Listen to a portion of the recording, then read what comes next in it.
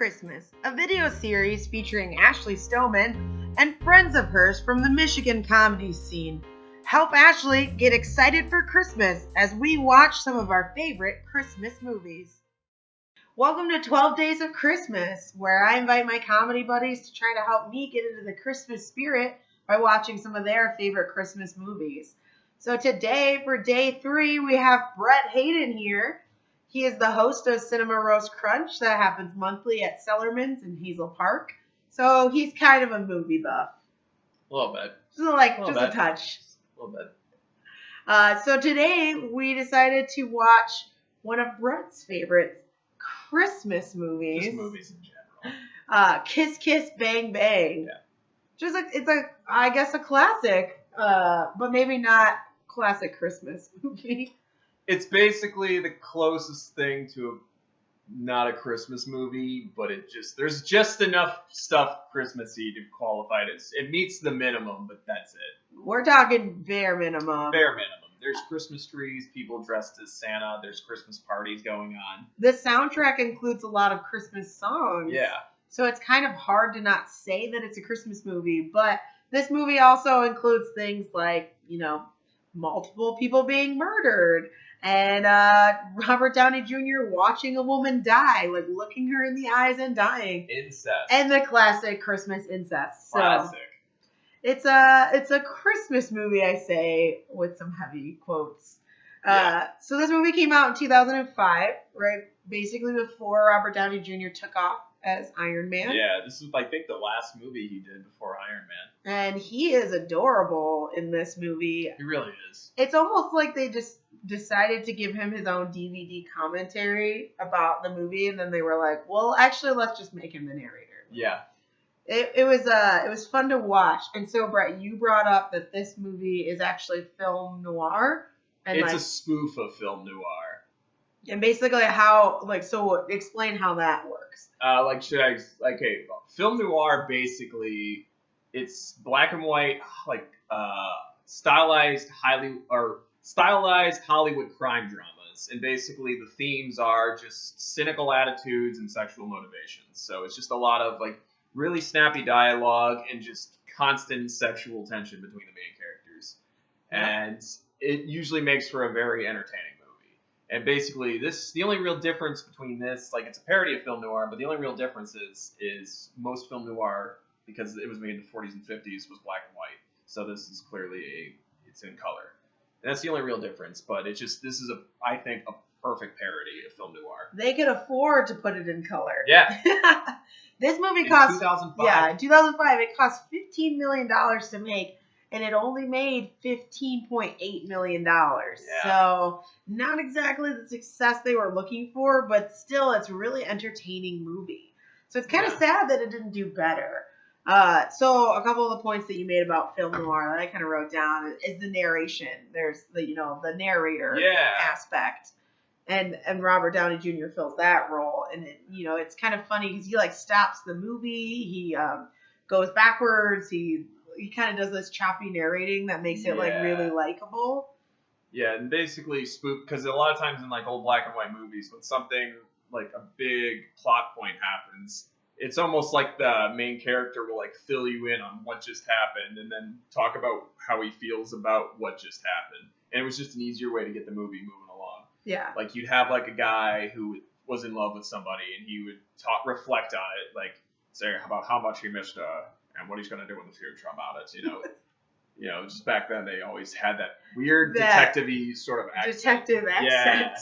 Yeah. There definitely was a lot of sexual attention in this movie, which is another big point. The sexual tension in this movie is ridiculous. The fact that her boob just falls out when she's arguing with him or freaking out. Yeah. There's a lot of really weird moments between the main characters. Yeah, Robert Downey Jr. and Michelle Monaghan, their sexual tension it's very awkward, but it's very entertaining. The whole time I was like, this is when they bang, right? They're gonna bang, and it doesn't happen, and it's frustrating, but it's really funny. Oh, and as an audience member, you felt that frustration. Oh, you feel it, but it's so funny that you can almost forgive it.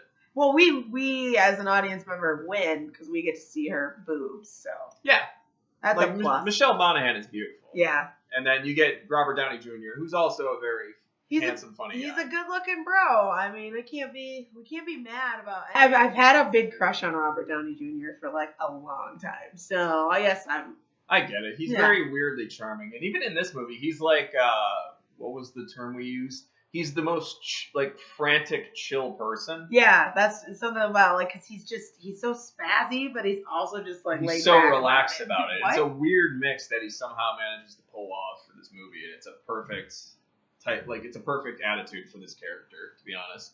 Well, what would you say is your favorite line in this movie? Because there's some kitschy lines here. Yeah, there's some really snappy dialogue. My favorite line is, I won't spoil like what actually caused the words that were said, but something happens, and Gay Perry, played by Val Kilmer, probably one of the funniest characters in this movie, yells at Robert Downey Jr.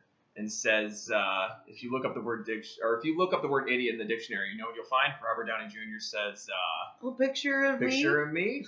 And he says, no. The definition of the word idiot, which you fucking are. Such a good line. Those two as a pair really make a great buddy cop feel like in this movie. Yeah. Shane Black is really good at buddy cop type movies. And we saw that last year with The Nice Guys. If you had to convince someone who had never seen this movie to watch it, how would you pitch this film? That's a good question. If you like Christmas movies that are the furthest thing, if you like Christmas movies that are the furthest thing from Christmas movies, and you just want a very funny, just snappy. I almost call it's almost like a comfort movie for me at this point.